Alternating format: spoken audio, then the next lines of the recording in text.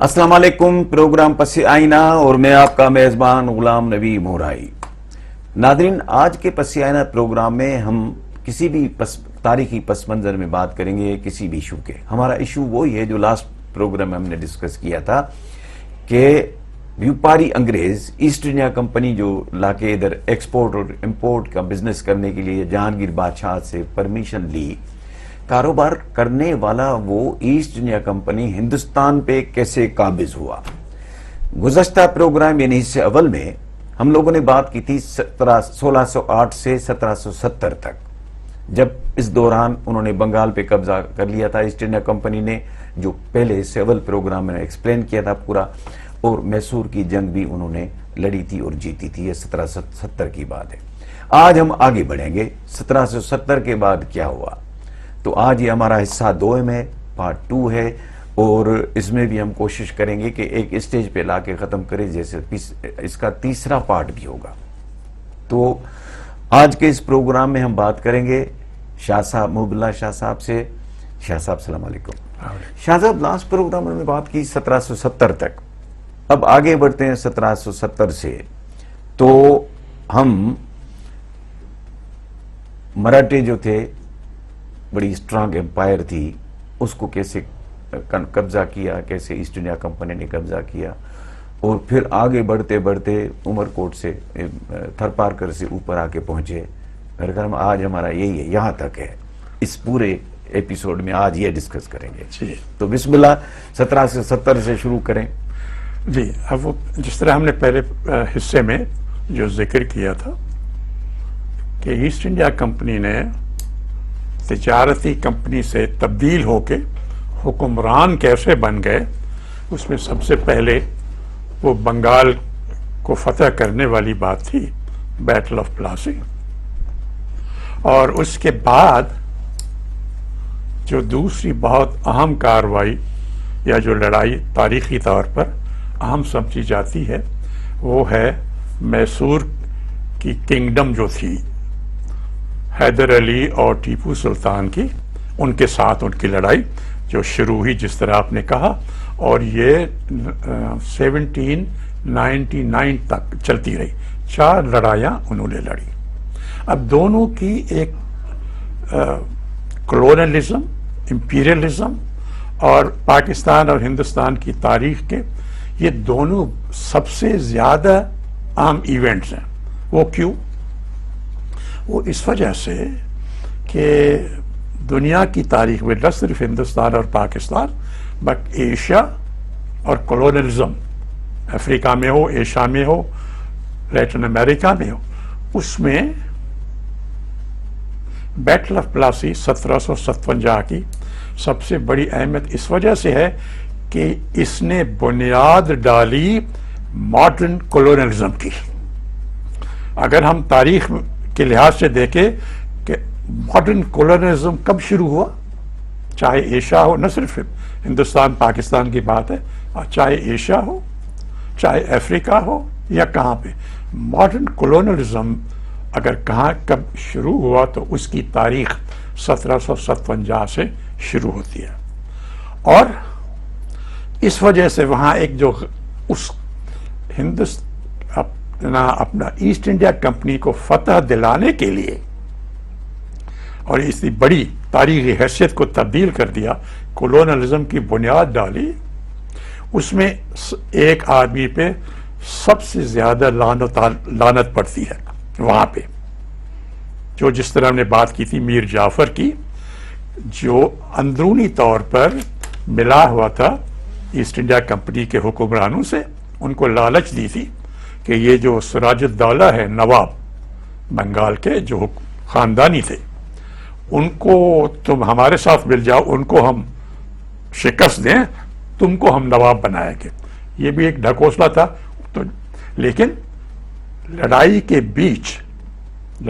बीच मीर जाफर जो सिराजुद्दौला की फौज का कमांडर था, लड़ाई के बीच जीती हुई लड़ाई को हराने के लिए अपनी फौज को लेके बाहर निकला, जाके ईस्ट इंडिया कंपनी के साथ शामिल हो गया, और सिराजुद्दौला उस लड़ाई में शहीद हो गया। تو اس وجہ سے ایک تو اس پہ لعنت پڑتی ہے کہ تم نے بنیاد ڈالی ایسٹ انڈیا کمپنی کو حکمران بنانے کی، اور تم نے بنیاد ڈالی کولونلزم کی، تم نے بنیاد ڈالی غیروں کو یہاں استحکام مسلط بنانے کرنے کی۔ ایک تو اس وجہ سے یہ بہت اہمیت بات ہے۔ دوسری پھر آتے ہیں جو میسور کی لڑائی جس کا ہم نے ذکر کیا تھا، اس میں بھی اسی قسم کا ایک کریکٹر ہے میر صادق۔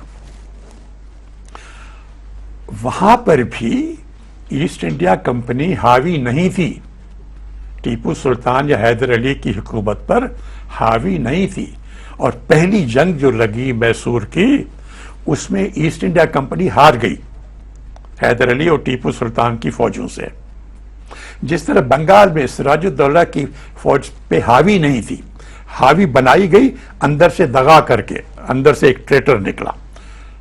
میسور میں بھی یہی ہوا، جب انگریزوں نے پہلی لڑائی ہاری پھر انہوں نے ایک ڈیوائڈ اینڈ رول کی پالیسی شروع کی۔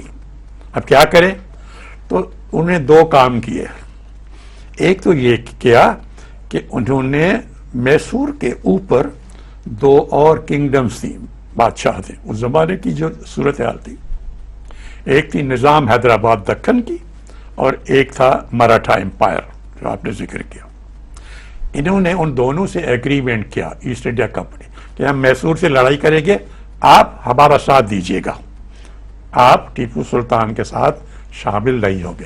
ایک تو ان کو اپنی طرف کر لیا تاکہ ٹیپو سلطان اکیلا رہ جائے، پھر انہوں نے ان کا ایک وزیر تھا میر صادق، ان کی کیبنٹ کا وزیر، اس کو وہی لالچ دی جو میر جعفر کو دی کہ تم ہمارے ساتھ شامل ہو جاؤ، ظاہراً تم بھلے رہو ٹیپو سلطان کے ساتھ لیکن اندرونی طور پر ہم تمہیں اشارہ دیں گے کس وقت چھوڑ کے ہمارے پاس آ جاؤ، جو کرٹیکل مومنٹ۔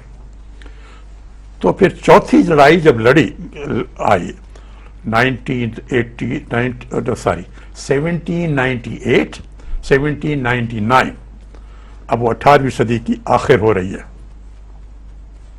تو ابھی لڑائی ہو رہی تھی اور دونوں میں ایک لحاظ سے کوئی حاوی نہیں تھا۔ اس وقت یہ میر صادق اپنے لوگوں کے ساتھ ٹیپو سلطان کو چھوڑ کے ایسٹ انڈیا کمپنی والوں کے ساتھ شامل ہوا، اور وہ ٹیپو سلطان لڑتے لڑتے وہ شہید ہو گیا بڑا۔ اور اس ٹیپو سلطان کی سارے ہندوستان اور پاکستان میں ہر اس کو پھر ایک اور اس کو اسٹیٹس ہے، یعنی ان کو ٹیپو سلطان کو مانا جاتا ہے، ہندو ہوں یا مسلمان ہوں یا کوئی بھی ہوں، as the first hero of anti-colonial resistance، کہ ایک بہادر آدمی، سب سے بڑا پہلا جس نے فارن کولونیلزم کے خلاف بڑی ہمت سے ریزسٹ کیا اور جیتا بھی۔ اب یہ میر جعفر کی سزا اس کو وہیں مل رہی ہے، اور میر صادق کو جب یہ ٹیپو سلطان کو اس نے دغا دے کے ہرایا اور شہید ہو گیا، تو پھر یہ بڑے اپنے شو کے ساتھ لوگوں کے ساتھ مل رہا، تاکہ میں یہ سرنگا پٹم کا فورٹ تھا کہ وہ ایسٹ انڈیا کمپنی اب آ رہی ہے اور میں نے ان کو مدد کی، تو یہ ان کو ویلکم کرنے کے لیے نکلا۔ تو جو ٹیپو سلطان کی فوج کے کچھ سپاہی جو تھے جو ہارے ہوئے تھے، اور ان کو یہ بھی تھا کہ ہمارا جو لیڈر تھا لڑتے لڑتے شہید ہو گیا، اس کو جب دیکھا کہ بڑے وہ جلوے کے ساتھ جا رہا ہے ان کو ویلکم کرنے کے لیے انگریزوں کو، تو یہ اس پہ ٹوٹ پڑے اور اس کو وہیں قتل کر دیا، میر صادق کو۔ تو اس کو تو سزا وہیں مل گئی، میر جعفر کو نہیں ملی۔ میر جعفر کو پھر اتاری، اس کو کچھ دن کے بعد کلائیو نے اس کو ہٹا دیا، انگریز نے ہٹا دیا، انگریزوں نے اس کو ہٹا دیا، کلائیو خود بن گیا گورنر بنگال کا، اور اس نے پھر وہ جس طرح ہم نے بات کی شاہ عالم جو تھا مغل بادشاہ، اس سے وہ دستخط کرا لیا انگوٹھا کہ بنگال بہار اور اڑیسہ کا جو کنٹرول ہے وہ ایسٹ انڈیا کمپنی کے پاس ہوگا، تو اس کو بھی اتار دیا، اس کی تو وہیں پہ قتل کیا اس کو۔ اب یہ بنگال اور میسور ایسٹ انڈیا کمپنی کے حوالے انہوں نے قبضہ کر لیا۔ اب یہ نارتھ کی طرف آتے ہیں، بنگال از ایسٹرن پارٹ آف انڈیا، مشرقی حصہ، میسور ہے ساؤتھ، جنوب کا انڈیا کا. اب یہ جنوب سے اوپر آتے ہیں نارتھ کی طرف. نارتھ میں اوپر دو، جس طرح ذکر کیا نا، نارتھ میں اوپر دو بڑی کنگڈم بادشاہ تھے، ایک حیدرآباد دکن اور ایک مراٹھا. حیدرآباد دکن میں آصف الدولہ تھے شاید اس وقت. انہوں نے ایگریمنٹ کر لیا کہ ہم اپنا ایک، اس کو کہتے ہیں کیا، ایک سند ہوتی تھی. انگریز نے، ایسٹ انڈیا کمپنی نے ایک پروسیس یا ایک طریقہ شروع کیا، ہم آپ کو سند دیں گے. جو بھی اس وقت کا جو بادشاہ تھا، سند سے یہ مراد ہوتی تھی کہ آپ کی ڈیفینس، آپ کی فارن پالیسی اور آپ کی کمیونیکیشنز، یہ تینوں کنٹرول کرے گی ایسٹ انڈیا کمپنی. باقی لوکل معاملات جو ہے وہ بادشاہ کنٹرول کرے گا. تو وہ انہوں نے کیا، نظام کو ہٹا دیا اور پھر مراٹھا کے ساتھ لڑائی لڑی. 4 لڑائیاں انہوں نے مراٹھاز کے ساتھ لڑی اور مراٹھا امپائر پہ حاوی ہو گیا. اور وہ لڑتے لڑتے مراٹھا امپائر اس وقت راجستھان تک آ چکی تھی. اور جب مراٹھا امپائر کو انہوں نے ان پر قابض ہو گئے تو آخری لڑائی جو تھی وہ تھی 1818 میں. وہ جب ایسٹ انڈیا کمپنی نے جیتی تو ایسٹ انڈیا کمپنی کی بارڈرز جو تھیں میسور سے بڑھ کر اب سندھ کی بارڈر تک آ چکی ہیں. شاہ صاحب یہاں وقفہ لیتے ہیں، ناظرین ملتے ہیں وقفے کے بعد.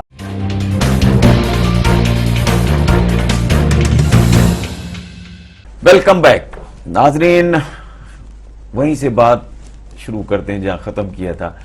اب کیا ہوا کہ ایسٹ انڈیا کمپنی سندھ کی بارڈر تک پہنچ گئی، تھر پارکر کی بارڈر تک پہنچ گئی. آگے فرمائیے. اب آپ جس طرح بالکل کہ 1818 تک یہ سندھ کی بارڈر تک آ گئی، راجستھان، راجپوتانہ یہ علاقہ. اب سندھ کی اہمیت جو تھی ضروری ہے ناظرین کے لیے کہ اسٹریٹجیکلی اب جو بچتا ہے حصہ وہ وہی حصہ ہے جو پاکستان بن گیا ہے. سندھ ہے، پنجاب ہے، بلوچستان ہے، خیبر پختونخوا ہے یا کشمیر کا حصہ کہیے. اس میں سب سے زیادہ اسٹریٹجیکلی اہمیت تھی سندھ کی. اب وہ کیوں، ہم اس کے بتائیں گے وجہ کیا ہے. لیکن یہاں آنے سے پہلے اس بات کا ذکر کرنے سے ایک یہ بھی ضروری ہے کہ سندھ کے حالات، جب یہ ایسٹ انڈیا کمپنی بنگال میں 1757 سے شروع کیا اس نے، پھر میسور میں، پھر مراٹھا امپائر کے ساتھ جب یہ ہو رہا تھا تو سندھ کی تاریخ میں کیا تبدیلیاں آ رہی تھی، یہ بھی ضروری ہے تاکہ ناظرین اس بات کو بھی سامنے رکھیں. پھر دیکھیں گے کہ جب ایسٹ انڈیا کمپنی آتی ہے تو پھر کیا شروع ہو جاتا ہے. اب ایک بڑی تبدیلی جو سندھ میں ہوئی، کم و بیش وہی جس طرح مغل امپائر اورنگزیب کے بعد کمزور ہوتی گئی، جس کی مثالیں ہم نے پہلے دی تھی کہ پھر وہ نادر شاہ آیا، پھر احمد شاہ ابدالی آئے اور انہوں نے لوٹ مار کی، علاقے ادھر سے چھین کے ادھر لے گئے، فلاں فلاں. اس میں سندھ کو ایک بڑا نقصان ہوا. 1748 میں احمد شاہ ابدالی جا رہے تھے پہلی اٹیک یا پہلا حملہ کرنے دلی پہ. تو وہ بولان پاس سے نیچے آئے، کندھار سے بولان پاس کے نیچے آئے. تو انہوں نے کلوڑا حکمران تھے، ان کو کہا کہ یا تو آپ سیف پیسے دے دیں مجھے دلی جانے کے لیے اور اپنا مجھے لشکر دے دیں، میری مدد، either be on my side or be against me.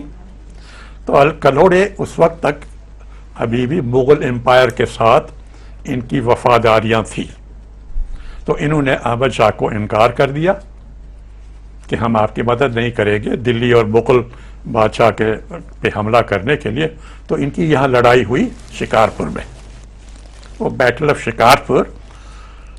وہ جو اہم کتابیں اس میں ہے لیکن آپ ہسٹری کی کتابوں سے غائب ہے. وہ بیٹل آف شکارپور لگی جس میں کلوڑا کی جو فوج تھی وہ ہار گئی، اور جو اس سے پہلے ایک آتا ہے، وہ جب آ رہا تھا تو کلات والے سے کہا کہ لڑتے ہو تو لڑو یا میری سائڈ لو. تو اس زمانے میں ایک لشکر اس کو دیا گیا، اس کو بندے بھی لیتا تھا، لشکر ہزاری لشکر کا نام تھا، اور وہ کلات والے نے ان کو بندے دیے جو پھر کلوڑا کے ساتھ آ کے شکارپور میں لڑے. بالکل آپ ہی کی بتائی ہوئی ہسٹری سے میں ایک نکتہ نکالا. بالکل آپ نے صحیح بات یاد دلائی، اور اس کا بھی اثر ہوا. جب بولان سے قندھار سے نکلا تو اس نے خان آف کلات کو یہی پیغام، راستے میں خان آف کلات آتا تھا، کلات کی حکمرانی، اس کو کہا کہ آپ وہی یا میری مدد کرو یا مجھ سے لڑو، میں نے آگے جانا ہے. اس نے کہا جی میں آپ کی مدد کروں گا، اور مدد کا یہ تھا کہ اس نے اپنا ایک بیٹا اس کی فوج میں رکھا ایز گارنٹی، ضمانت کے طور پر، اور 5000 کا لشکر اس کو دے دیا. اس وقت تھے میر نصیر خان آف کلات تھے، تو پھر اس کو ان کو لقب دیا گیا میر نصیر خان 5000 کا لشکر انہوں نے دیا. پھر جب یہی میسج انہوں نے کلوڑاس کو دیا تو کلوڑاس نے انکار کیا، تو یہ بیٹل آف شکارپور لگی، کلوڑا ہار گئے. تو ایک تو یہ نقصان ہوا کہ جو شکارپور کے اوپر جو ناردرن ایریا تھا سندھ کا، نصیر آباد، گڑھی خیرو، ڈاڈر، سبی، بولان کی پہاڑی تک، یہ سندھ سے کاٹ کے خان آف کلات کے حوالے کیا، یہ 1748 میں. دوسری بات جو ہوئی، وہ جب یہ شکارپور میں کلوڑا کی فوج جو ہار تو گئی، لیکن جو خاندان کے اور لوگ تھے، خاص طور سے عورتیں، بچے، کچھ نے سوئسائڈ کیا، کنوؤں میں جمپ دے کے، کچھ جو ہے وہ جان بچا کے عورتیں، اور کچھ جو ان کے وفادار سپاہی تھے فوج کے، وہ جان بچا کے رات کی تاریخی میں نکلے. صرف ایک سب سے بڑا جو میل آدمی تھا وہ 12 سال کا ایک لڑکا تھا، بہاول خان کلوڑو. اب بہاول خان کلوڑو اور کچھ عورتیں اور یہ فوجی جو ان کے لائل تھے اور بچ گئے تھے، یہ رات کی تاریخی میں نکلے، اور کلوڑائی کی حکومت کا ایک حصہ جو ڈیزرٹ میں تھا،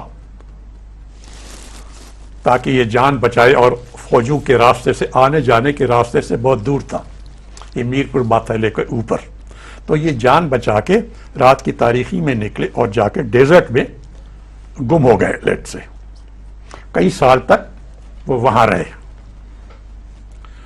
اب وہ بہاول خان کلوڑو اب یہ 12 سال کے تھے. جب وہ بڑے ہوئے تو آہستہ آہستہ انہوں نے اپنی پوزیشن کو کنسالیڈیٹ کیا طاقتور بنانے کے لیے، اور اپنے فوجوں کی تعداد بڑھا دی، اور جو اس وقت کلوڑا کی حکومت کے جو باؤنڈریز تھی وہاں پر اس نے اپنا قبضہ، اپنی فوج لگا دی. لیکن سندھ میں یہ ہوا کہ 1783 میں کلوڑاس کی حکومت ختم ہو گئی، ٹالپور حکمران بن گئے سندھ کے. تو بہاول خان کلوڑے نے سوچا اب میں واپس کیسے جاؤں، اب تو ہماری حکومت ہی نہیں. تو بہاول پور ریاست اس نے الگ قائم کی، اور اس کی بنیاد ڈالنے والے یہی تھے بہاول خان کلوڑو، جو 1748 میں 12 سال کی عمر میں شکارپور سے جان بچا کے اپنے خاندان کو لے کے گئے تھے. جب یہاں پہ ٹالپور کی حکومت آئی تو پھر انہوں نے کہا بہاول پور کو میں سندھ میں شامل کیسے کروں گا. پھر انہوں نے اپنی الگ ریاست قائم کی بہاولپور، اور پھر پروٹیکشن کے لیے انہوں نے فوراً ہی ایگریمنٹ کیا ایسٹ انڈیا کمپنی سے، تاکہ نہ یہاں سے کوئی حملہ کر پائے، نہ پھر رنجیت سنگھ تھا وہاں پہ، نہ وہ حملہ کر پائے. انہوں نے پروٹیکشن لیا ایسٹ انڈیا کمپنی کا، اور اسی طرح جو سند دوسروں کو ملتی تھی کہ فارن افیئرز، ڈیفینس اور کمیونیکیشن، یہ ایسٹ انڈیا کمپنی کے ہاتھ میں آ گئی، اور کمپنی نے اپنی طرف سے ایک ریزیڈنٹ انگریز وہاں مقرر کیا تاکہ صورتحال کو کنٹرول کرے. تو بہاولپور ریاست اس طرح سندھ سے الگ ہو گئی. اب آتے ہیں 1818 پہ. اس بیک گراؤنڈ کے ساتھ اب جبکہ یہ 1783 میں میر ٹالپس کی حکومت ہو گئی تو ٹالپس کی حکومت یونائٹڈ یا ایک حکومت نہیں تھی، 3 حکومتیں بن گئی. حیدرآباد کے میروں کی الگ، میرپور خاص کے میروں کی الگ، خیرپور کے میروں کی الگ. اب یہ چونکہ یہ 3 خاندانی کے افراد ایک ہی 3 حصوں میں بٹ گئے تو یہ کمزور ہو گئے خود، اور ایسٹ انڈیا کمپنی کے لیے بہت آسان ہو گیا ان پہ فورس کر کے اور ان سے کنسیشن سے رعایتیں لے لے. اور یہ ایسٹ انڈیا کمپنی یہ کام شروع کیا جیسے ہی راجستھان تک پہنچے بارڈر، تو 1820 سے لے کے 1820 1830 یہ جو 20 سال کا عرصہ ہے انہوں نے پے در پہ 6 7 8 ایگریمنٹس کیے زبردستی ٹالپوروں کے ساتھ اور ان پہ مختلف رعایات لی. بس ایک ایگریمنٹ کیا کہ جی یہاں پہ آپ کسی یورپین کو بزنس کرنے نہیں دیں گے، صرف ہماری منوپلی رہے گی، جو بھی تجارت ہم کریں. انہوں نے سائن کر لیا. پھر دوسرا ہر 3-4 سال کمزور لوگ تھے اور بٹے ہوئے تھے 3 میں. پھر دوسرا ایگریمنٹ کیا 3-4 سال کے بعد کہ جی ہم یہاں سے لے جائیں گے اپنی دریائے سندھ سے فوجیں لے جائیں گے یا تجارت کریں گے تو آپ ہم سے کوئی ٹیکس نہیں لیں گے، یا آپ کے رستوں کو استعمال کریں گے ٹیکس لے لیں گے. اس پہ بھی انہوں نے دستخط کر لیا. پھر تیسرا ایگریمنٹ کیا کہ جی نہ صرف ہم لے جائیں گے لیکن ہمارے فوجی اور جو افسر یا لوگ ہیں ان کی رہائش، کھانا، خرچہ اور ہتھیار وغیرہ ان پہ جو خرچہ ہوگا وہ آپ دیں گے. وہ بھی انہوں نے دستخط کر لیا. پھر انہوں نے میر آف خیرپور سے الگ ایگریمنٹ کیا، جو الگ الگ تھے نا، ان سے زبردستی ایک فورس ایگریمنٹ کیا کہ بکھر کا قلعہ جو ہے اور اس کی جو سراؤنڈنگ ایریاز ہیں جو پہلے خیرپور ریاست کا حصہ تھی، وہ انہوں نے ان سے ایگریمنٹ کیا کہ وہ آپ سے ہٹ کے وہ اب ہمارا ہو جائے گا. تو وہاں پہ انہوں نے انگریزوں نے اپنی فوج کی یونٹ رکھی، اس کو باقیوں سے الگ کر دیا. پھر ایک اور ایگریمنٹ کیا جنوری 1843 میں. تینوں میروں کو اکٹھا کیا، میرپور خاص کے، حیدرآباد کے اور خیرپور کے. تینوں کو اکٹھا کیا چارلس نیپیر نے وہاں اکٹھا کیا خیرپور میں، اور ان کو کہا کہ وہی سند والا ایگریمنٹ ہم سے کرو تاکہ آپ کا ڈیفینس، فارن افیئرس اور کمیونیکیشن ہمارے ذمہ ہوگا اور آپ کے ریزیڈنٹ ہم مقرر کریں گے. وہ بھی انہوں نے کر دیا، ہاں کر دی. پھر بھی نیپیر کی یہی تھی انٹریگ یا یہ کہ ہم نے قبضہ کرنا ہے کیونکہ سندھ کی اسٹریٹجک امپورٹنس تھی بڑی. آپ دریا سمندر سے آئیں تو اگر دریائے سندھ میں جانا چاہے تھے اوپر پنجاب یا نارتھ ویسٹ فرنٹیئر تک تو سندھ ہی سے گزریں گے. تو ماؤتھ آف انڈیا آپ کے پاس ہے تو آپ کی سب سے زیادہ اسٹریٹجک امپورٹنس ہے.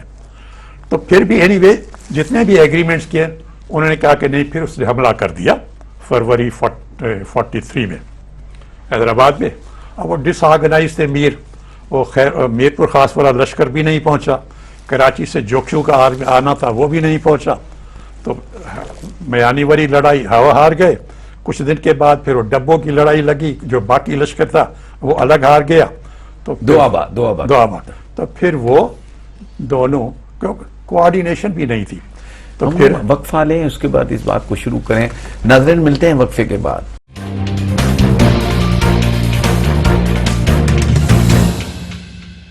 ویلکم بیک ناظرین. شاہ صاحب آپ بتا رہے تھے کہ دوآبے کی جنگ اور وہ دوسری جنگ جو تھی میانی والی جنگ، اس کے بعد آگے بڑھی ہے. جی. اب وہ 2 لڑائیاں اس لیے لڑی گئی کہ افراتفری کا عالم تھا، آرگنائزیشن نہیں تھی، یونٹی نہیں تھی. جب فروری میں ایگریمنٹ ہونے کے باوجود نیپیر نے خیرپور سے چڑھائی کر دیا، اٹیک کیا حیدرآباد پہ. میروں نے ایگریمنٹ کیا، انہوں نے شاید یہی سوچا کہ بس معاملے ٹھیک ہو گئے، ایک کے بعد دوسرے، تیسرا، چوتھا، پانچواں ایگریمنٹ. لیکن نیپیئر یا ایسٹ انڈیا کمپنی کے دل میں پلان الگ تھا کہ ہم نے پورا قبضہ کرنا ہے. ایگریمنٹس جو ہیں وہ آہستہ آہستہ ہمیں حاوی ہونے کے لیے ہم نے کرنے پڑتے ہیں، سٹیپ بائی سٹیپ کنٹرول کرنا ہے. اور اپنا وزن دیکھنے کے لیے بھی اور اس کا وزن دیکھنے کے لیے بھی اگلے کا. تو اب یہ جب اس نے حملہ کیا حیدرآباد پہ تو اس سے انہوں نے آرگنائزڈ اسٹینڈنگ آرمی جس کو کہتے ہیں نا، 12 مہینے آپ کی فوج رہے، اس کی تربیت دیں، اس کو ٹریننگ دیں، ہتھیاروں کا استعمال سمجھائیں، اس سے عادی ہو جائیں. یہ تو تھا نہیں سندھ میں. عجب یہ ہے کہ بنگال میں کیا ہو رہا تھا، میسور میں کیا ہو رہا تھا، اس سے تو بھائی کچھ سیکھو کہ ہارتے کیسے ہیں لڑائی اور جیتتے کیسے ہیں. انگریزوں کے پاس جو فوج تھی وہ 12 مہینے اسٹینڈنگ آرمی تھی، ان کی 12 مہینے ٹریننگ ہوتی تھی، ڈسپلن ہوتا تھا، اور جو ہتھیار تھے ان سے واقفیت ہو گئی تھی استعمال کرتے کرتے. یہاں پہ حال یہ تھا کہ جی فلانا ٹرائب ہے جوکھو کی، جی 10,000 آدمی یہ دیں گے، چانڈیو ہیں یہ 5,000 یہ دے دیں گے، فلانی ٹرائب ہے 6,000 یہ دے دیں گے، میر پور خاص سے 10,000 میر شیر محمد خان لے آئیں گے. لیکن پھر وہ واپس لے جائیں گے. اکٹھے کوئی نہیں تھا، یونائٹڈ فورس نہیں تھی، ڈسپلن نہیں تھا، یونائٹڈ کمانڈ نہیں تھی، ایک یونائٹڈ کمانڈ نہیں، کوئی اسٹینڈنگ آرمی. وہی گھر چلے جاؤ، وہی کوئی زراعت کر رہا ہے، کوئی کچھ کر رہا ہے، کوئی مچھلیاں پکڑ رہا ہے، پھر آ کے فوج لڑتے ہیں. بھائی اس طرح تو یہ جو سبق سیکھا ہوگا کہ بنگال اور میسور میں ہو یا مراٹھا کے ساتھ. اینی وے تو جب یہ پہلی لڑائی لگی میانے کی تو اس وقت پہلے یہی تھا کہ کوئی 20,000 کے قریب ٹالپرس کا لشکر ہوگا. لیکن اس 10-20,000 میں سے یہ کراچی سے جوکھیوز اور کچھ اور جو تھے ٹرائبس یہاں کے، انہوں نے کوئی 5,000 کا لشکر بھیجنا تھا. یہ وقت پر نہیں پہنچے لڑائی تک. میر پور خاص سے میر شیر محمد خان لے آئے تھے، ان کو لے آنا تھا 10,000، وہ وقت پر نہیں پہنچے. بیانی کی لڑائی شروع ہو گئی، وہ ہار گئے ٹالپور.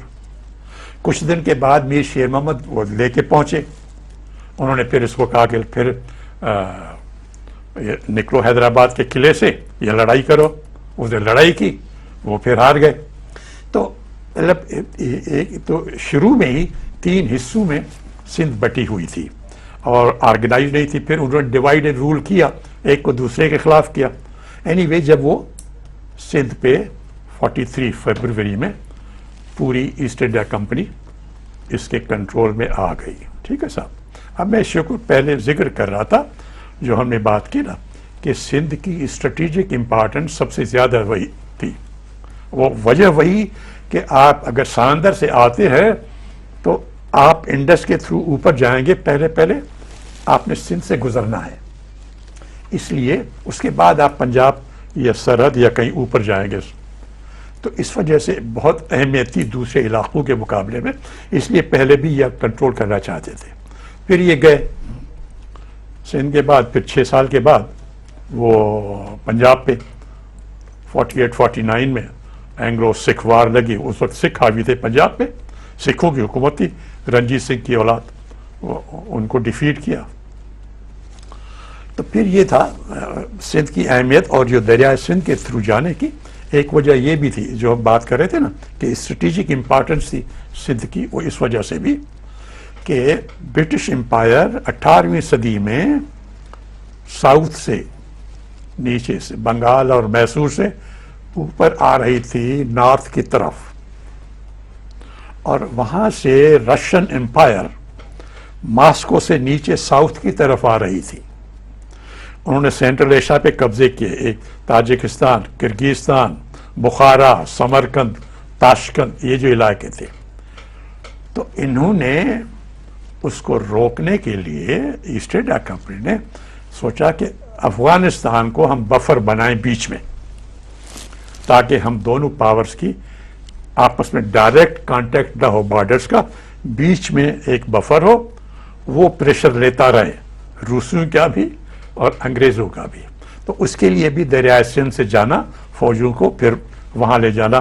تو اب یہ ایک لحاظ سے نارتھ انڈیا پہ جو پاکستان کا علاقہ ہے یہ بھی 1850 تک ایسٹ انڈیا کمپنی پہ قبضے میں آ گیا.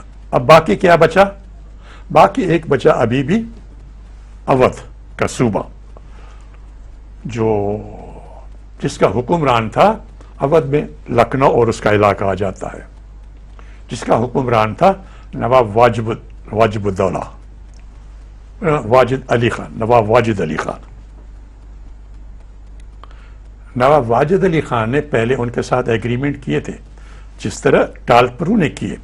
انگریزوں کو مان لیا تھا کہ آپ سپر پاور ہیں ہمارے اوپر, اور انگریزوں نے وہاں اپنا ریزیڈنٹ کمشنر بھی رکھا تھا, اور ان کی فارن ڈیفنس کمیونیکیشن کو انگریز کنٹرول کرتے تھے اور ان سے ایک پیسہ لیتے تھے ہر سال کا.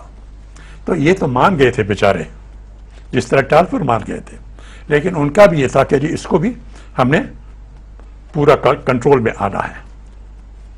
تو پھر وہ چھوٹا سا لشکر لے کے آئے. وہ نواب واجد علی خان وہ بھی شعر و شاعری کے بڑے رسیا تھے, ڈرامےز میں حصہ لیتے تھے, تھیٹر میں حصہ لیتے تھے, اور اس قسم کے شوق رکھتے تھے.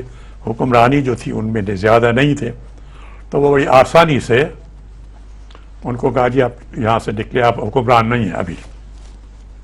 تو وہ ان کو لے کے کلکتہ چلے گئے.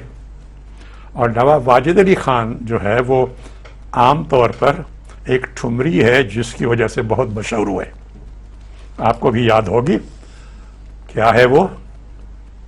بابل میرا نیر چھوٹا ہی جائے. یہ نواب واجد علی خان نے ٹھمری اپنی وہاں سے روانگی کے حساب سے بنائی تھی. بابل مورا نیر چھوٹا ہی جائے. نیر چھوٹا ہی. تو جب ان کو وہاں سے نکال رہے تھے لکھنؤ سے, قیدی نیر کیا تھا؟ نیر آنکھوں سے اچھا رونا.